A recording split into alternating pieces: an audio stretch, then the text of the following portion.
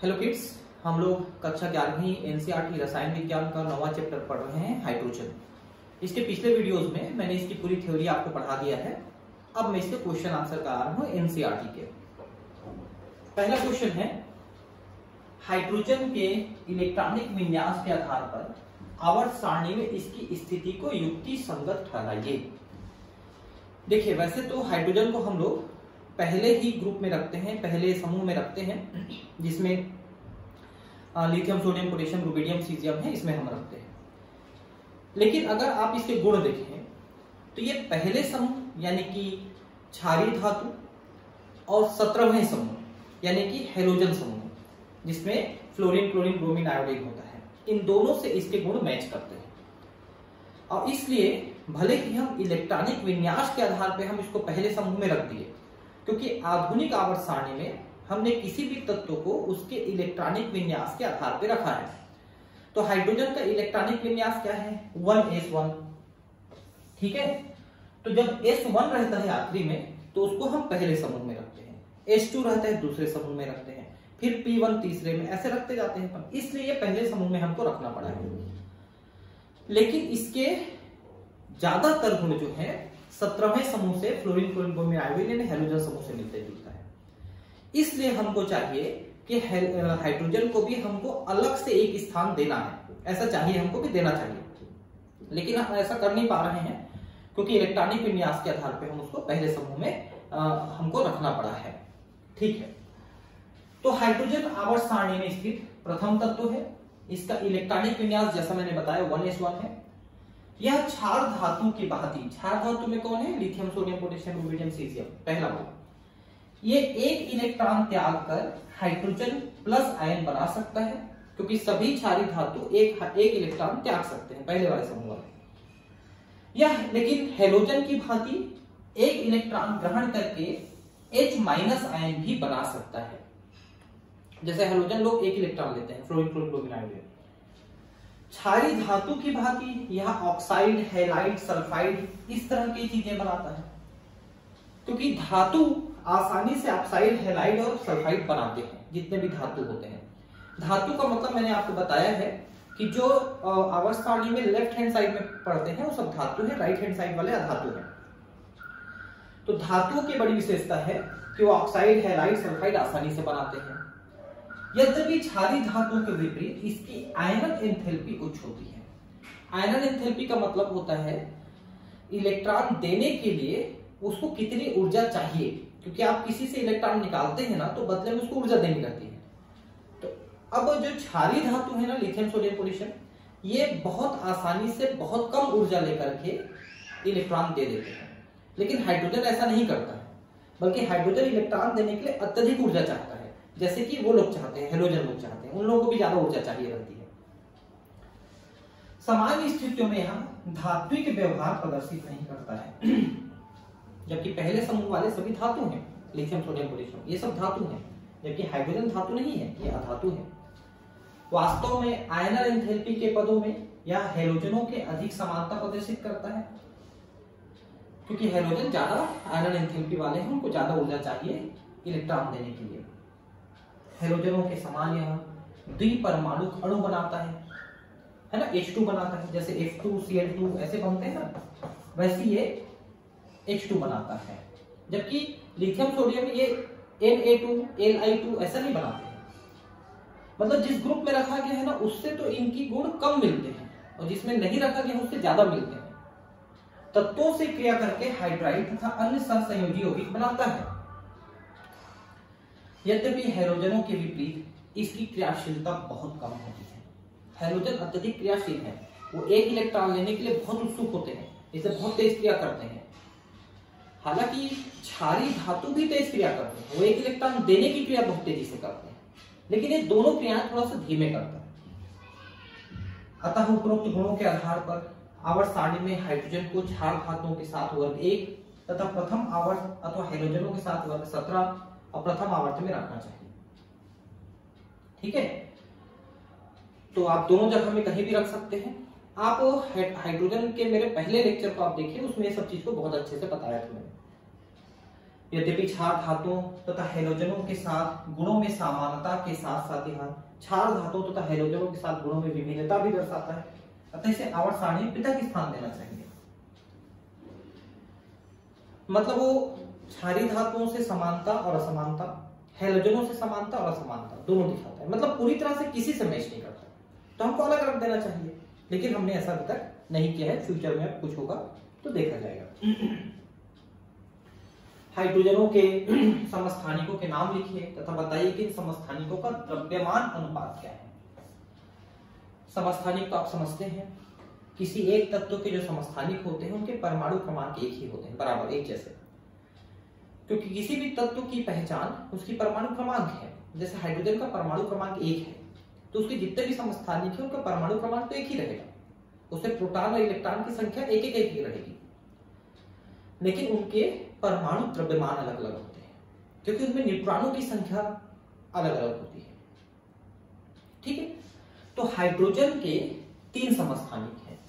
जो सामान्य हाइड्रोजन है उसको अपन प्रोटियम कहते हैं, इसका परमाणु क्रमांक और परमाणु द्रव्यमान दोनों एक एक है, क्योंकि इनमें एक इलेक्ट्रॉन एक प्रोटॉन है, लेकिन न्यूट्रॉन इसमें नहीं है, इसलिए वो एक ही रह गया। ठीक है, दूसरा है ड्यूटेरियम, जिसमें एक प्रोटॉन एक इलेक्ट्रॉन एक न्यूट्रॉन है। इसमें परमाणु क्रमांक तो एक है, क्योंकि परमाणु क्रमांक का मतलब प्रोटॉन या इलेक्ट्रॉन की संख्या होती है, लेकिन परमाणु क्रमांक 2 होगी, क्योंकि परमाणु द्रव्यमान का मतलब प्रोटॉन प्लस न्यूट्रॉन होता है। अब इसमें प्रोटॉन एक है न्यूट्रॉन एक है तो 2 हो गया। तीसरा ट्रिटियम में प्रोटॉन एक और न्यूट्रॉन 2 है, इसलिए टोटल 3 हो गया। तो इनके जो परमाणु द्रव्यमान है वो तीनों के अलग अलग है, प्रोटियम, ड्यूटेरियम और ट्रिटियम। इनके आप संकेत भी देख लीजिए। ज्यादातर मैं आपको बताऊं, किसी भी दूसरे तत्व के जो समस्थानिक हैं उनके अलग अलग संकेत नहीं है। जैसे कार्बन का देखेंगे C12, C14, तो दोनों में C लिखा रहता है। नाइट्रोजन का, उसमें भी नाइट्रोजन नाइट्रोजन ही लिखा रहता है, चाहे वो 14 वाला हो 15 वाला हो, तो नाइट्रोजन NN ही लिखा रहता है। लेकिन एकमात्र हाइड्रोजन एक ऐसा तत्व है जिसके तीनों के अलग अलग सिंबल हैं।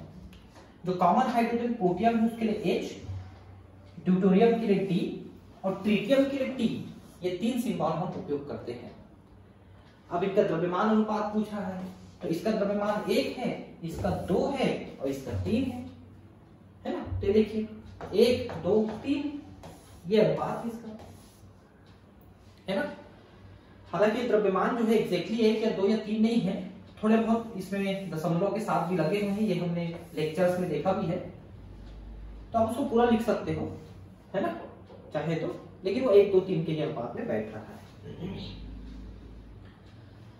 सामान्य परिस्थितियों में हाइड्रोजन एक परमाणु की अपेक्षा द्विपरमाणु के रूप में क्यों पाया जाता है।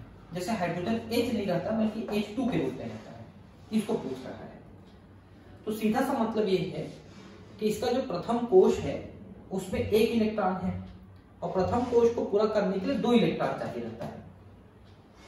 तो हाइड्रोजन जो है एक और हाइड्रोजन परमाणु के साथ सहसंयोजक बंध बना करके दोनों साझा कर लेते हैं 1 इलेक्ट्रॉन को, तो 2 इलेक्ट्रॉन हो जाते हैं, जिसको सहसंयोजक बंध बोलते हैं। आयनिक बंध में मतलब रासायनिक बंधों में हमने पढ़ाया इसको डिटेल आपको। तो 2 हाइड्रोजन परमाणु आपस में मिलकर के 1 इलेक्ट्रॉन का साझा करते हैं, इसलिए वो हाइड्रोजन H2 के रूप में मिलता है। एक परमाणु के रूप में हाइड्रोजन के प्रथम कोश में 1 इलेक्ट्रॉन होता है 1s1, जबकि इसको पूरा करने के लिए 1s2 होना चाहिए। द्विपरमाणु अवस्था में ये 1s2 हो जाता है।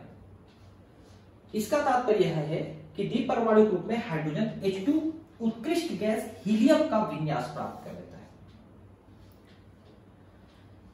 18वें वाले समूह में जो उत्कृष्ट गैस हैं, जिनमें आपके सभी उत्कृष्ट गैस शामिल हैं, जिसमें helium, neon, argon, krypton, xenon, radon ये सब हैं, तो उनका इलेक्ट्रॉनिक विन्यास में बाहरी कक्षक में डुप्लेट या ऑक्टेट यानी कि द्वितीयक या अष्टक पूरा रहता है। तो हीलियम के बाहरी में मतलब प्रथम ही होता है, उसका भी प्रथम कक्षक होता है, उसमें 2 इलेक्ट्रॉन होते हैं, तो उसका डुप्लेट पूरा रहता है। तो उसी तरह से हाइड्रोजन का भी हो जाता है और ये स्थायी हो जाता है, इसलिए हाइड्रोजन जो है H2 के रूप में रहता है।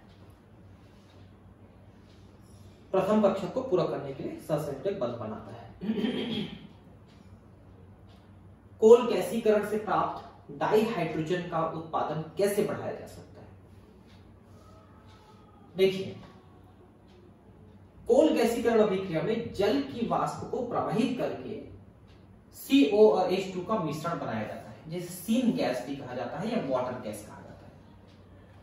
हम क्या करते हैं, कोयले को जलाते हैं पहले, मतलब अंगारा बनाते हैं उसको, फिर उसमें पानी की भाप जो है वो डालते हैं। आपने कभी जलते कोयले में पानी डाला होगा, आपने महसूस किया होगा ऐसा। भाप डालने से तो बहुत अच्छे से बनता है, खाली पानी भी डाल देंगे ना तो थोड़ा सा ऐसे सफेद रंग का एक अजीब टाइप का धुआं निकलता है, धुआं टाइप का से दिखता है, सूंघने पे अजीब टाइप का गंध होता है इसका। वही सीन गैस या वाटर गैस कहलाता है, जो कार्बन मोनोऑक्साइड और हाइड्रोजन का बना होता है। ठीक है, अब इसको जो CO है, अगर इसको हम हटा दें तो H2 गैस हमको मिल जाएगी। तो कैसे हटा सकते हैं? तो सबसे पहले हम ये जो CO है इसका हम आगे और ऑक्सीकरण करते हैं। तो पहले इस गैस को यानी कि वाटर गैस को हम आयरन क्रोमेट की उपस्थिति में बहुत गर्म करते हैं। ठीक है, और गर्म करते हैं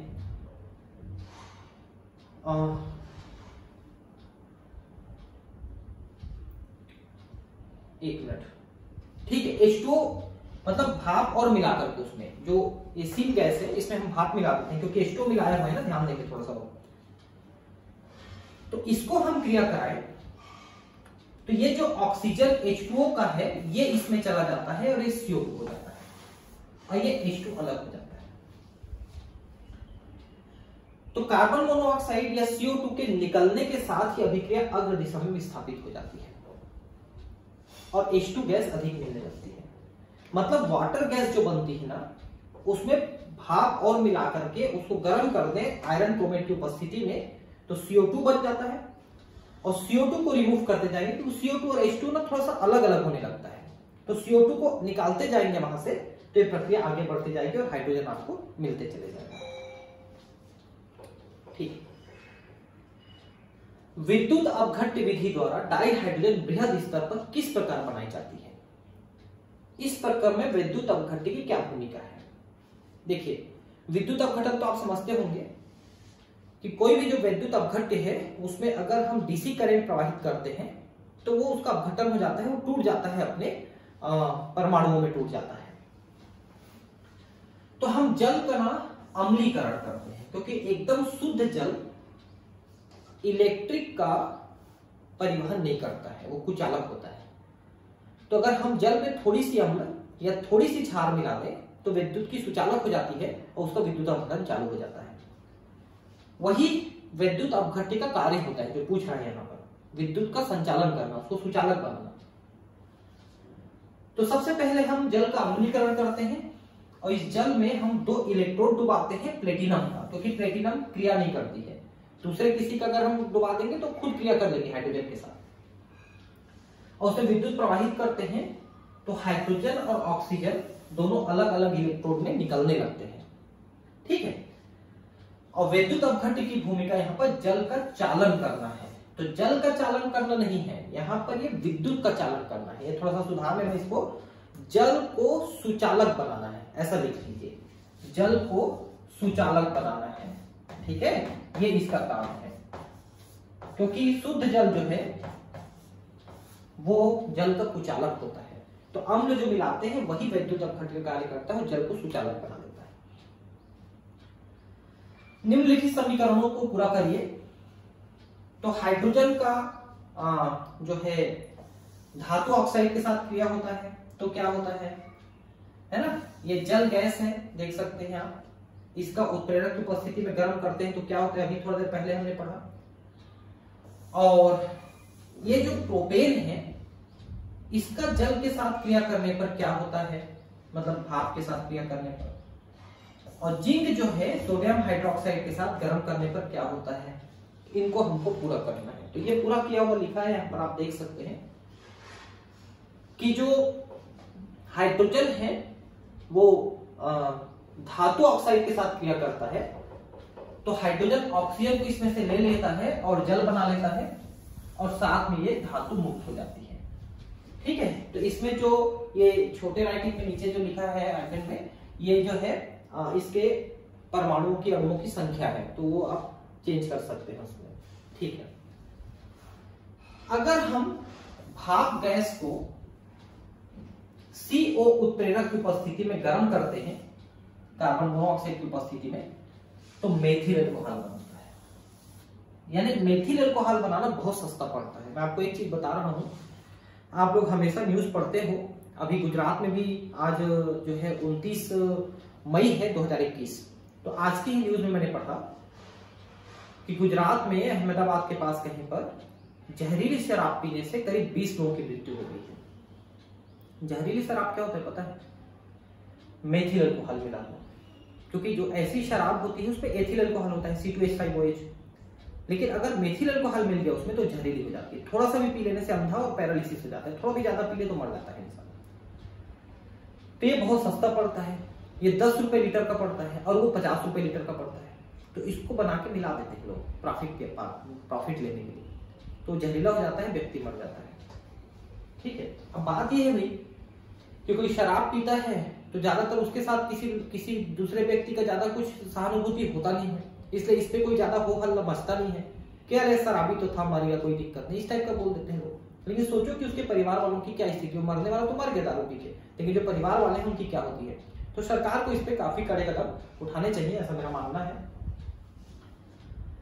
तो मेथिल अल्कोहल बनता है अगर भाप अंगार गैस को अपन CO की उपस्थिति में गर्म करते हैं। ठीक, अगर प्रोपेन C3H8 को अपन भाप के साथ निकिल उत्प्रेरक की उपस्थिति में गर्म करते हैं। एक बात ध्यान रखेंगे, जब ये क्वेश्चन था तो इसमें उत्प्रेरक का नाम नहीं लिखा है, देख सकते हैं यहाँ पर उत्प्रेरक का नाम आपको लिखना है, इसमें CO, इसमें निकिल, ऐसा लिखना है। तो प्रोपेन को जब भाप के साथ गर्म करते हो, बहुत ज्यादा गर्म करते हैं, देख सकते हो आप, करीब 1000 डिग्री सेल्सियस तक गर्म कर रहा है ये निकिल की उपस्थिति में, तो भाप अंगार गैस बन रहा है, देख सकते हैं C और H2 भाप अंगार गैस। तो थोड़ा सा मॉलिक्यूल्स की संख्या आप ध्यान रखेंगे, इनको लिख के प्रैक्टिस करना रहता है आपको। जिंक को अगर सोडियम हाइड्रोक्साइड के साथ गर्म करते हैं तो सोडियम जिंकेट का एक सॉल्यूशन बनता है, मतलब घुला हुआ ये मिल जाएगा आपको और हाइड्रोजन गैस पास हो जाएगा, निकल जाएगा। तो ये सब रिएक्शंस लिखे हुए हैं, ये तो आपको नोट्स बनाने रहते हैं लिखने के लिए, इसमें कोई दिक्कत वाली बात नहीं है। ठीक है, डाई हाइड्रोजन की अभिक्रियाशीलता के पदों में हाइड्रोजन हाइड्रोजन बंध की उच्च एंथैल्पी के परिणामों की विवेचना कीजिए। ठीक है ना, तो जो H2 है उसमें हाइड्रोजन दोनों जुड़े हुए हैं, उनकी बीच की उच्च एंथैल्पी, मतलब ये है कि जब H ऐसे जुड़ते हैं तो उसमें ऊर्जा जो निकलती है वो उच्च एंथैल्पी। ठीक है, तो ऊर्जा निकल गई है बहुत सारी, अब आप इसको तोड़ना चाहते हो इस बंध को, तो उतनी ऊर्जा आपको देनी पड़ेगी, क्योंकि जब बंध बनता है तो ऊर्जा निकलती है, बंध को तोड़ना है तो ऊर्जा देनी पड़ेगी वापस। तो चूंकि बहुत ऊर्जा निकली है तो बहुत ऊर्जा देनी पड़ेगी। तो हाइड्रोजन हाइड्रोजन आबंध की उच्च आबंध वियोजन एंथैल्पी के कारण, मतलब आबंध को तोड़ने के लिए ज्यादा ऊर्जा चाहिए, इसके कारण हाइड्रोजन कमरे के तापमान पर अपेक्षाकृत अक्रियाशील रहती है। हाइड्रोजन को ऐसे मुक्त कर दोगे तो जल्दी से कोई क्रिया नहीं करती है वो, क्योंकि क्रिया करने का मतलब क्या है, पहले ये दोनों बंध टूटेंगे, दोनों हाइड्रोजन अलग होंगे तो किसी दूसरे के साथ क्रिया करेगी। जैसे मान लो ऑक्सीजन के साथ क्रिया करके जल बनाएगी, तो पहले तोड़ना पड़ेगा ना उसको, तब तो दूसरी क्रिया करेगी, नहीं तो संतुष्ट है, क्यों क्रिया करेगी। यद्यपि उच्च तापों पर अथवा उत्प्रेरक की उपस्थिति में यह अनेक धातुओं तथा अधातुओं के साथ क्रिया करके हाइड्राइड बनाती है। जब आप उच्च तापमान पे गर्म करते हो तब ये हाइड्रोजन बंध के बीच का हाइड्रोजन बंध जो है टूट जाता है, हाइड्रोजन के बीच का बंध टूट जाता है, तब वो दूसरे के साथ क्रिया करने के लिए मुक्त हो जाती है और तब वो धातु के साथ, अधातु के साथ, ऑक्सीजन के साथ क्रिया करती है। इसीलिए जब आप हाइड्रोजन को ऑक्सीजन की उपस्थिति में जलाना चाहते हो, ठीक है, तो H2 जो है उतनी आसानी से नहीं जलती, पहले उसको बहुत उच्च ताप तक गर्म करना पड़ता है, फिर एक बार वो जलनी शुरू होती है तो उसी ताप से वो आगे की प्रक्रिया करने लगती है। और वो फिर लगातार जलती चली जाती है। तो एक बहुत अच्छी ईंधन के रूप में वो उपयोग होती है। हाइड्रोजन के पहला इलेक्ट्रॉन न्यून, दूसरा इलेक्ट्रॉन परिशुद्ध तथा तीसरा इलेक्ट्रॉन समृद्ध यौगिकों से आप क्या समझते हैं? उदाहरण द्वारा समझाइए। सिंपल पहले समझ लीजिए। इलेक्ट्रॉन न्यून का मतलब है हाइड्रोजन जिसके साथ जुड़ा है उसमें इलेक्ट्रॉन अष्टक पूरा नहीं कर पा रहा है, उसमें कमी हो गई है, फिर भी वो स्थायी यौगिक बनाया है। इलेक्ट्रॉन परिशुद्ध मतलब बराबर है, और इलेक्ट्रॉन समृद्ध मतलब इलेक्ट्रॉन ज्यादा है और अष्टक से भी ज्यादा है, ऐसा। पहला इलेक्ट्रॉन न्यून हाइड्राइड। देखिए इन हाइड्राइडों की लुईस संरचना लिखने पर इनमें इलेक्ट्रॉन की संख्या अपर्याप्त है। इसका उदाहरण डाइबोरेन है, B2H6 है। अब देखिए जो बोरान है 13वें समूह में है, बोरान, एल्यूमिनियम, गैलियम, इंडियम, ये 13वें समूह के सदस्य हैं, ठीक है। तो B2H6 का मतलब है BH3। तो बोरान जो है 5 इलेक्ट्रॉन वाला है, तो इसके बाह्यतम कक्ष में 3 इलेक्ट्रॉन है, 1 2 3 इलेक्ट्रॉन है। अब ये 3 हाइड्रोजन के साथ अगर संबंध बनाता भी है और BH3 बनाता है, तो बाह्यतम कक्ष में अभी भी सिर्फ 3 इलेक्ट्रॉन है, 6 इलेक्ट्रॉन है, 2 4 6 इलेक्ट्रॉन, जबकि अष्टक के लिए आपको 8 इलेक्ट्रॉन चाहिए। लेकिन ये अष्टक इसलिए नहीं बना पा रहे कि अब इसको साझा करने के लिए इसके पास कोई अतिरिक्त इलेक्ट्रॉन नहीं बचा। बाह्यतम कक्ष में सिर्फ 3 इलेक्ट्रॉन थे, तो 3 के साथ साझा करके 6 इलेक्ट्रॉन हो गए, लेकिन 8 तो नहीं हुए ना। इस तरह से ये इलेक्ट्रॉन न्यून हो गया। 2 इलेक्ट्रॉन की कमी है अष्टक पूरा करने के लिए, बावजूद इसके ये काफी हद तक स्थायी है। ये अलग बात है कि इलेक्ट्रॉन ले सकता है, 2 इलेक्ट्रॉन किसी से ले सकता है, इसलिए लुईस अम्ल की तरह व्यवहार करता है। अम्ल मतलब इलेक्ट्रॉन ले सकता है, तो लुईस अम्ल की तरह व्यवहार करता है। वैसे एल्यूमिनियम हाइड्राइड में, गैलियम हाइड्राइड में, इंडियम, थैलियम, ये 13वें समूह के सदस्य हैं ना सभी। Boron, aluminium, gallium, indium, thallium, ये सभी 13वें समूह में है। उनमें अंतिम कक्षक में 3 इलेक्ट्रॉन है, तो 3 हाइड्रोजन के साथ मिले तो 6 इलेक्ट्रॉन हो गए, लेकिन 8 होने चाहिए ना, इसलिए इलेक्ट्रॉन न्यून है, ऐसा कहना है। ये सारी चीजें लेक्चर्स में भी हमने पढ़ा है, ये तो मैं आपको लिखने के लिए यहां पर दिखा रहा हूं, ठीक है। इलेक्ट्रॉन परिशुद्ध मतलब इलेक्ट्रॉनों की संख्या जिसमें पर्याप्त होती है। जैसे आप इस CH4 देखिए, तो कार्बन की परमाणु संख्या है 6, तो कार्बन के बाह्यतम कक्ष में हो गए 4 इलेक्ट्रॉन और 4 हाइड्रोजन के साथ मिलकर हो गए 8 इलेक्ट्रॉन। तो कार्बन में CH4 में कंप्लीट है। वैसे सिलिकॉन है, जर्मेनियम है, टीन है, लेड है।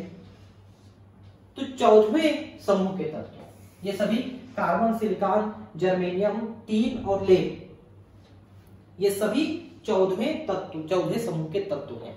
13वें में इससे पहले वाला देखा, 14वें में ये है सभी, ठीक है।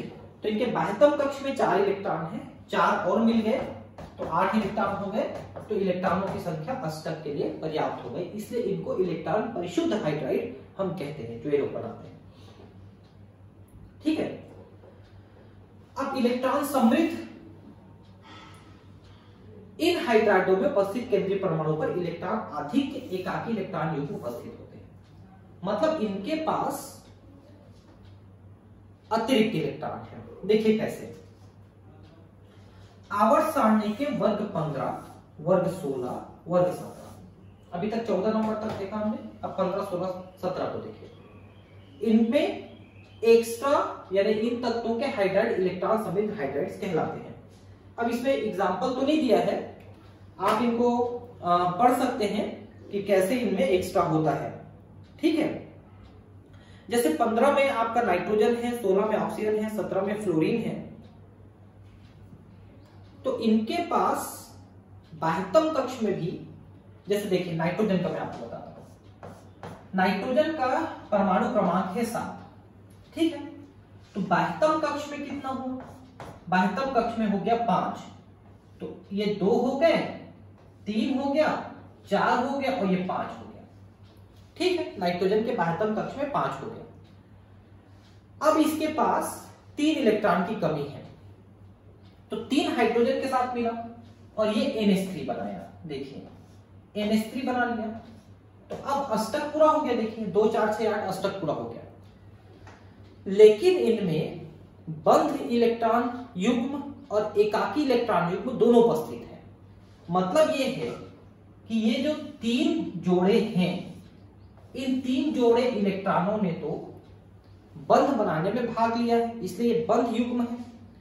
लेकिन ये जो एक जोड़ा है ये किसी बंध बनाने में भाग नहीं लिया है, तो ये हो गया एकाकी इलेक्ट्रॉन युग्म जो बंध नहीं बनाया है। तो अष्टक पूरा, लेकिन बंध बनाने में भाग नहीं लिया है, ये एक जोड़ा। तो अगर ये नाइट्रोजन चाहे, यानी अमोनिया चाहे, क्योंकि अब NH3 हो गया ना, तो अमोनिया चाहे तो इस एक जोड़े इलेक्ट्रॉन को किसी और को उपयोग करने के लिए दे सकता है, कुछ समय के लिए उधार दे सकता है। जैसे अभी आपने BH3 पढ़ा था, बोरान हाइड्राइड BH3, उसमें एक जोड़ा इलेक्ट्रॉन यानी 2 इलेक्ट्रॉन की कमी थी, और मैंने कहा था कि ये एक जोड़ा इलेक्ट्रॉन ले सकता है, 2 इलेक्ट्रॉन ले सकता है। तो मान लो इसके साथ BH3 जुड़ जाए तो बोरान इस एक जोड़े इलेक्ट्रॉन को उधार ले सकता है। तो अमोनिया के साथ BH3 जुड़ जाता है, तो BH3 लुईस अम्ल की तरह व्यवहार करता है एक जोड़ा इलेक्ट्रॉन लेकर के, और अमोनिया लुईस क्षार की तरह व्यवहार करता है एक जोड़ा इलेक्ट्रॉन देकर के, और दोनों जुड़े रहते हैं। ये उपसहसंयोजक बंध की तरह बन गया। तो यहां पर इलेक्ट्रॉन समृद्ध का यह मतलब नहीं है कि अष्टक से ज्यादा इलेक्ट्रॉन हो जाएंगे, अष्टक ही रहेंगे, लेकिन उसमें 1 जोड़ा 2 जोड़ा 3 जोड़ा जितने भी वो अतिरिक्त इलेक्ट्रॉन रहेंगे, मतलब युग्म रहेंगे, जो जोड़ा बनाने में, मतलब बंध बनाने में भाग नहीं लिया है। तो अगर 15वें नंबर में देखोगे तो एक एकाकी इलेक्ट्रॉन युग्म है। 16वें नंबर ऑक्सीजन में देखोगे तो ऑक्सीजन का 8 है, यानी बाह्यतम कक्ष में 6 है, तो 1 2 3 4 5 6, तो ये 2 हाइड्रोजन के साथ मिल जाएगा, बाकी 2 खाली रह जाएंगे, तो अष्टक पूरा हो जाएगा। वैसे 17 में 3 खाली रहेंगे, 1 खाली 2 खाली 3 खाली, एकाकी इलेक्ट्रॉन युग्म खाली रह जाते हैं, उसको ये बोल रहे समृद्ध है करके, उनके पास वो इलेक्ट्रॉन देने के लिए हो जाते हैं, इसलिए वो सभी लुईस क्षार की तरफ व्यवहार कर सकते हैं, जिनके पास एकाकी इलेक्ट्रॉन युग्म अतिरिक्त होता है, और जिनके पास कमी थी इलेक्ट्रॉन न्यून वाले, वो लुईस अम्ल की तरफ व्यवहार कर सकते हैं, क्योंकि वो इलेक्ट्रॉन युग्म ले सकते हैं, ये मतलब है। ठीक है, संरचना एवं रासायनिक अभिक्रिया के आधार पर बताइए कि इलेक्ट्रॉन न्यून हाइड्राइड के कौन कौन सी अभिलक्षण होती है। ठीक है, तो इलेक्ट्रॉन न्यून हाइड्राइड तो आपने देख लिया था।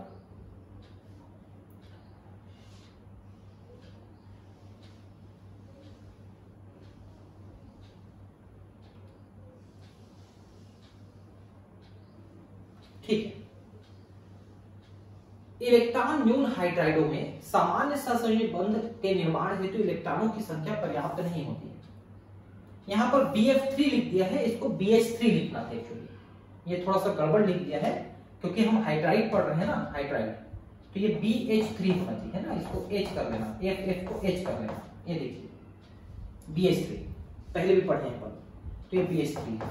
ठीक है, तो BH3 में जैसा मैंने आपको बताया था कि बोरान के पास 3 बाह्यतम कक्ष में है, 3 हाइड्रोजन के साथ मिले तो 6 हो गए, लेकिन 2 इलेक्ट्रॉन अभी कमी है इसके अष्टक पूरा करने के लिए, जिसको पूरा करने का इसके पास कोई व्यवस्था नहीं है। ठीक है, तो इनका आकार त्रिकोणीय समतलीय होता है, क्योंकि तीनों हाइड्रोजन 3 दिशा पे इस तरह से लगे हुए हैं। ये हाइड्रोजन कर लेना, जहां जहां ये लिखा है सब जगह हाइड्रोजन कर लेना, त्रिकोणीय समतलीय होता है। अब अगर ये अमोनिया के साथ क्रिया करते हैं तो अमोनिया का वही एकाकी इलेक्ट्रॉन युग्म जो है वो बोरान को ये दे देता है, और बोरान के साथ ये जुड़ जाता है, तो ये BH3, वैसे BF3 भी कर सकते हैं, BF3 भी कर सकते हैं, इसलिए हर जगह BF3 लिख दिया है गलती से, क्योंकि BF3 भी यही प्रक्रिया कर सकता है ना। ठीक है, कोई बात नहीं।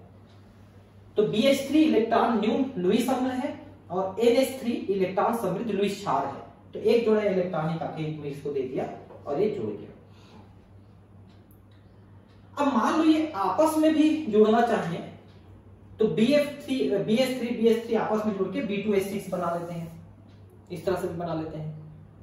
इलेक्ट्रॉनों की कमी पूरा करने के लिए ये हाइड्राइड बहुलक के रूप में पाए जाते हैं, जैसे B2H6, B4H10, AlH3n टाइम्स, मतलब ये इतने कई बार जुड़ जाते हैं, कई अणु जुड़ सकते हैं।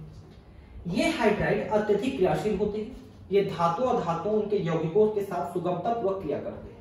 ये देखिए B2H6 ऑक्सीजन के साथ क्रिया करके B2O3 बना रहा है।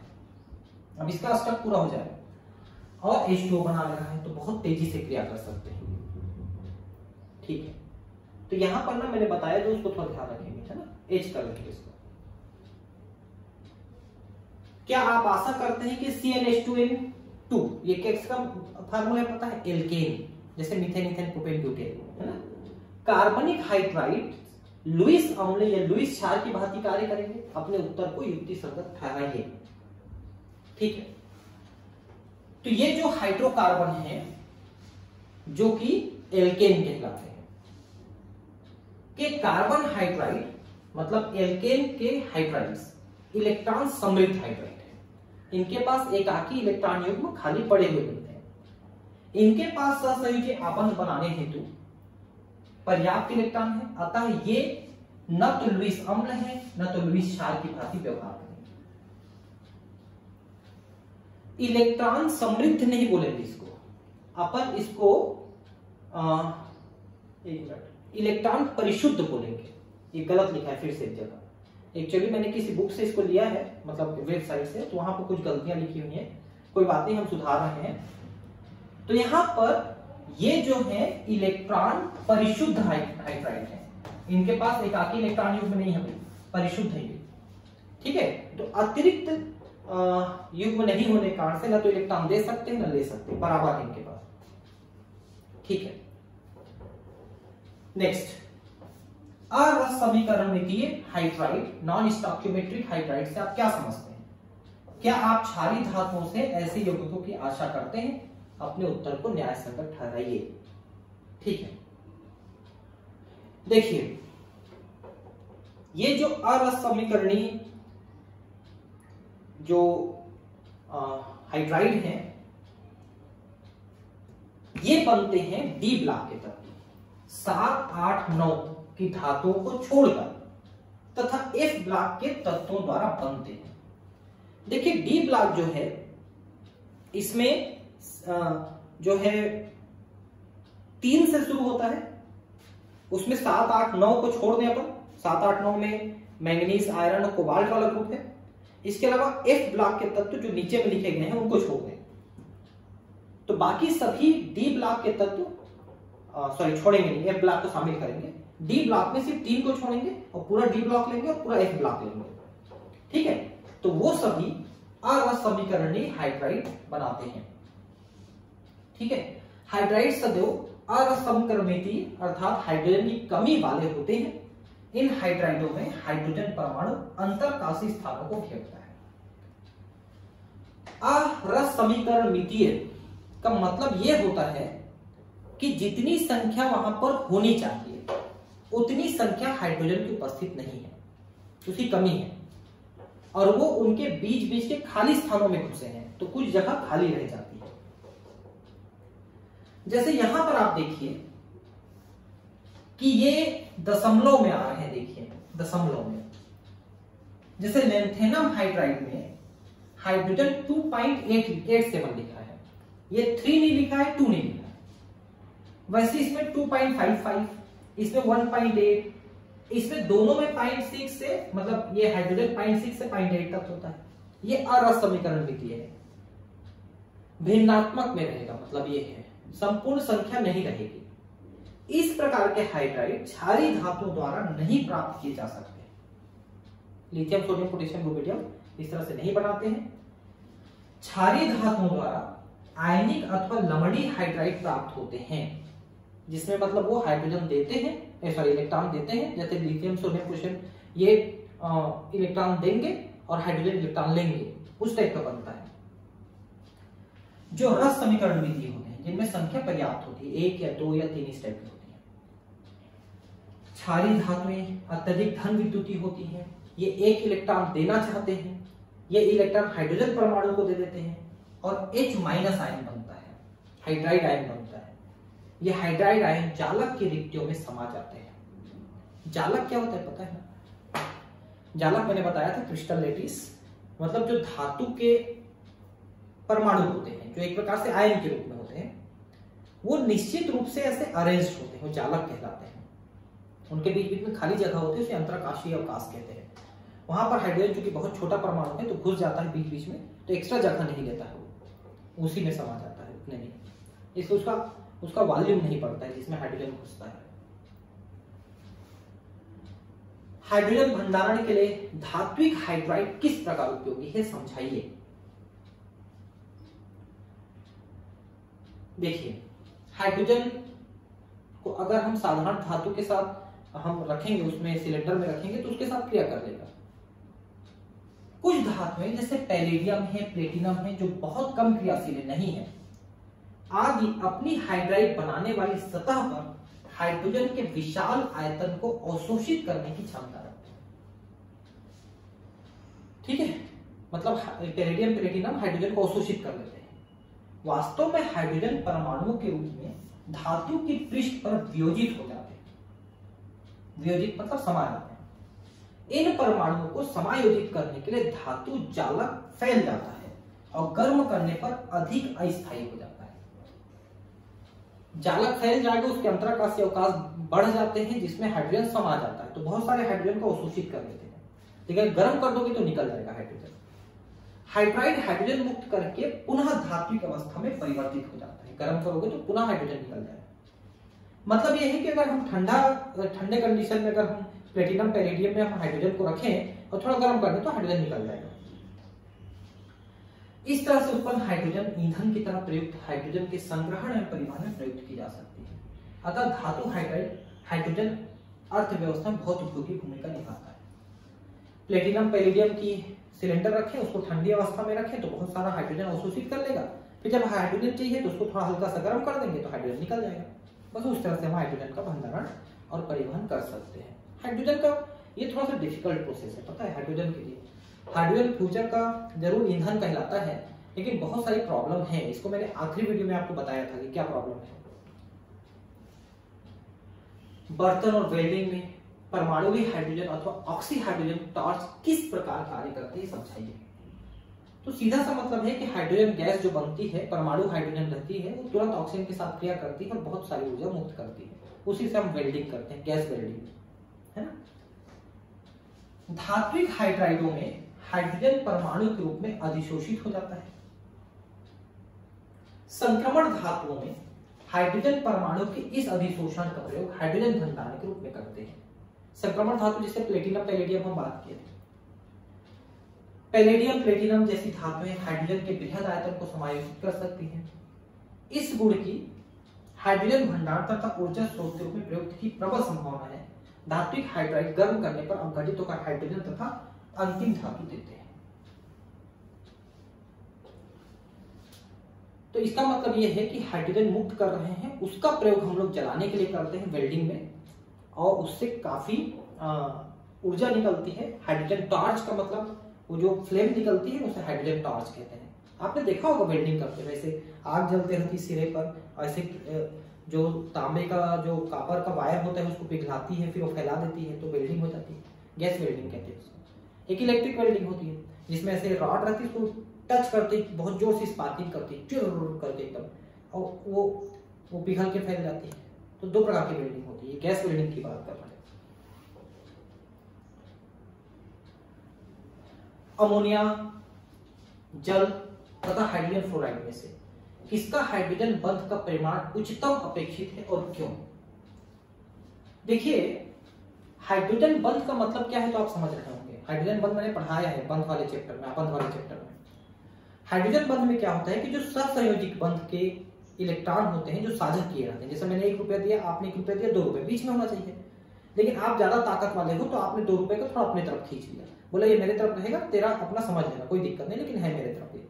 उसे हम कहते हैं विद्युत ऋणता।